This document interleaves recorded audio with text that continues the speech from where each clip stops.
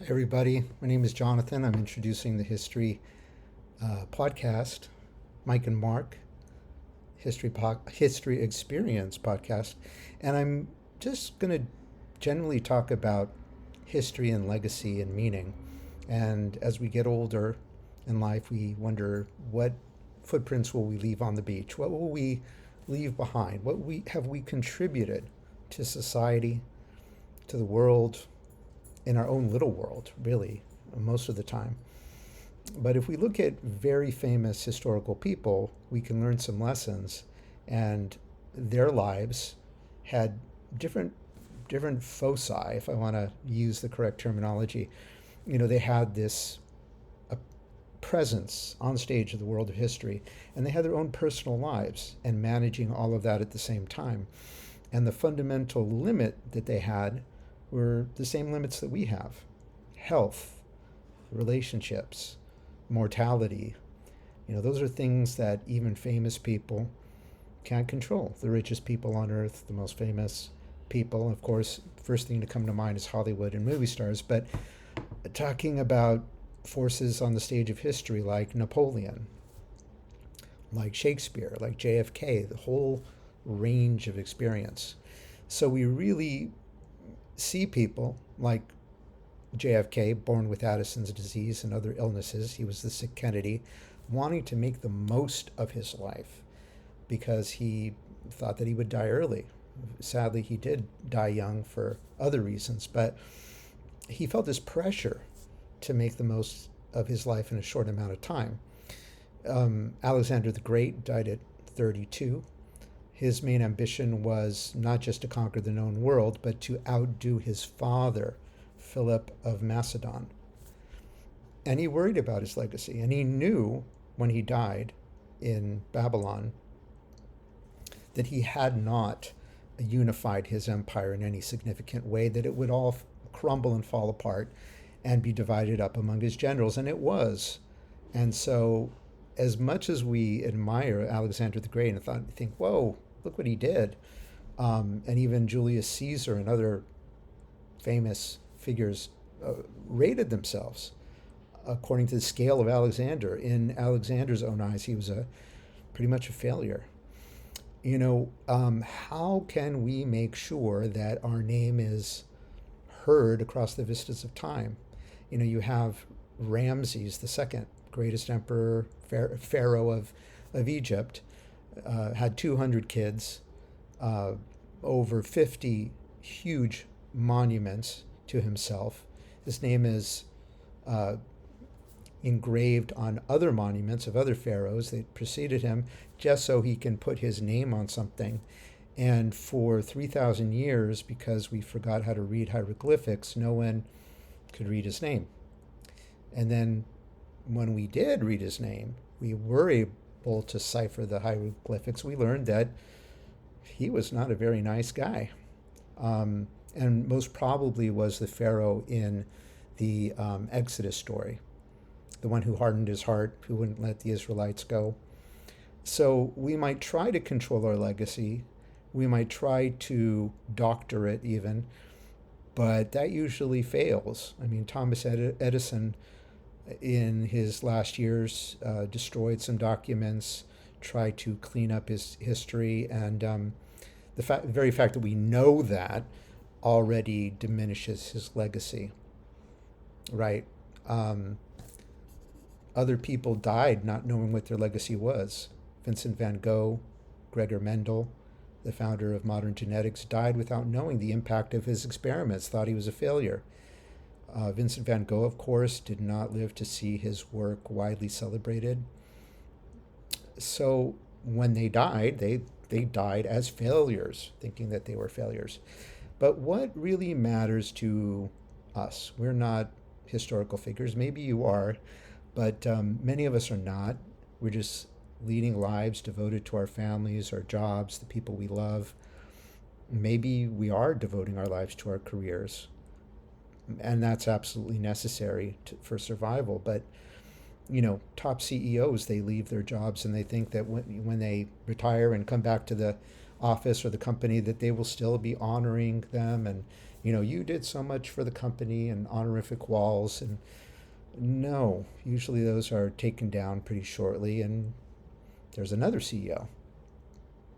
So, as much as we want to be revered and venerated, even in our own lifetimes, rarely does that happen. And when it does, let's say to Hollywood stars, their life is such a confusion, a blurring between reality and non-reality, that it gets distorted. For example, the Beatles, in a recent anthology um, video on streaming services, said that when they saw the coverage of their appearance somewhere during Beatlemania and the actual thing that happened in their memory and who they were as people, it just got completely blurred and distorted. Like, who was there? Was that us? I know we see our pictures on the screen, but was that really our experience? It seems alienated from themselves, right? And there's a movie, Jay Kelly, starring George Clooney and Adam Sandler, in which the main character, who's very famous, an icon of the silver screen, so to speak, realizes at the end of his movie career, or what appears to be the end of his movie career, is that he doesn't have any friends outside of the strangers who have seen his films and fallen in love with him. And so essentially, he has no friendships, no meaningful connections, and he tries too late in his life, spoiler alert, to correct that. And it's too late. People realize that they've been neglected for decades by this individual, narcissistic individual. Have you ever noticed that narcissism is going around? Many of our parents were narcissists. Maybe we're narcissists. I don't know. I'm not, you know, excluding us from judgment, but yeah, where was I? Okay, so we were talking about our our legacy, and the truth is that our legacy is mainly with our families. Yeah, and sometimes we wonder our legacy with our own children because we're working so hard to sustain the family, put them through college, and do so many other things for them that they only see the stressed, nervous version of ourselves and the almost foreboding version of ourselves who's, we're worried about finances, health, all kinds of extraneous things, seemingly, but it's really the core of our lives. And they don't understand, our kids, why we're working so hard, or they're complaining they can't find work, that the system is rigged against them. Maybe it's a lot harder to make a living these days, and kids are living at home. All these things, but your mannerisms, the small family stories, those are the things that get passed on, right? Your kindnesses, um, your unkindnesses too. But those things are just being conveyed. We say in teaching, uh, students don't remember so much what they learned from you. They did learn a lot, but it gets confused across the grades. But how you made them feel. How did that person make me feel? Did that person make me feel small? Was that person extremely controlling? Was that person hyper vigilant? We're a multitude, and we have all those things, the positive and the negative. It's not black and white, but our legacy, you know, that's what our legacy is. And at a cemetery, um, or the speeches that are said at a funeral service, they're mostly laudatory. Maybe a little bit of reality comes in, but we don't want to spread dysfunction to our young ones by talking about all the bad things about a person. We do clean it up, but I think that's necessary. But maybe behind the scenes, we can give a little greater impression of reality. Our legacy, who we are, what your life means. It's important to take the time for yourself to have sovereignty over your world, not complete dominion and sovereignty. What am I talking about with sovereignty? I'm talking about carving out little niches of experience for ourselves. Saying, I am going to take the time for golf, or I am going to take the time to crochet or exercise or paint or whatever passion you have, I am going to carve out some time for me. Or at my work, I am a good worker. I am committed to my work. Um, but I'm going to take some time for me.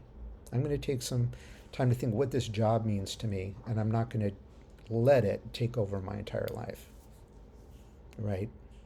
Because the company doesn't care. I mean, at the end of your life, and you know, think about what your priorities are. Keep a sense of your own sovereignty, psychologically, emotionally, at work, even with your own family with competing needs. Carve out a little time for yourself, but also carve out time to be present with your loved ones, to listen, to not just advise, right? Because your presence, listening non-critically, asking questions for clarification, that's what makes a person feel safe. Ask what impression are my children, my loved ones, my spouse, how do they feel when they're around me? Do they feel safe? Do they feel secure and protected? So, most of these grand historical figures I've talked about, Alexander the Great, or could be Shakespeare, could be Van Gogh, or who knows, didn't have the greatest intimate lives, their intimacy and their connections. They didn't have time. Okay. So whatever we know about them is their legacy. And they just, let's face it, they exist in our heads. But what interests them, what makes them interesting is how they differ from us, mostly. But they also are the same. They're constrained by time, by health, by geography, by all kinds of things. And when you look at our lives and compare them to the lives of others, you can take a bath every day with running hot water. That used to be a thing reserved for kings. You can turn on your radio, your internet, you listen to music. It used to be you had to hire a live band to do that, or play yourself, or sing with your family. I mean, the things we have at our fingertips, those things are really amazing. And it's we take them for granted. Why? I'm taking this computer for granted, because if I can produce and compete with this computer, and everyone has a computer, then it's a flat playing field. But we still enjoy so many luxuries. We enjoy better health for longer than most people. We live to have a retirement, maybe to travel. That's really amazing. But in these history discussions, I'm really looking to draw parallels between history and us, to see how they're the same, and that's my dog, how they're the same and different from our lives. And it's fascinating. I read a book many years ago in college, freshman book, called What is History? By Edward Carr, I believe, Carr. And really, it's like, what is history? And recently I learned in the Spanish language, history is historia, which is a story, a tale, right? It's a story that you tell to somebody else. And that is really what history is. That's really what our lives are. They're little stories. People have different memories, facets of that story, and our lives are a wonderful thing.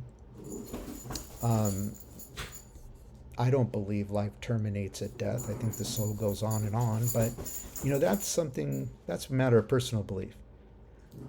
For me, history is a spectrum that combines with philosophy, theology even, and our personal lives, the intersection of all those points.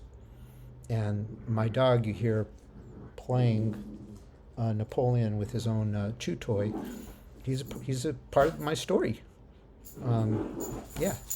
So I started this video as kind of like a test, like a 10-second test, and I just kept on rambling, which is unusual for me. But I like rambling, and I like you're the audience, and I feel like we've had a little chat, and I hope you've enjoyed it and gotten something out of it. I know I have, just by speaking my mind. And we'll talk next time. Take care.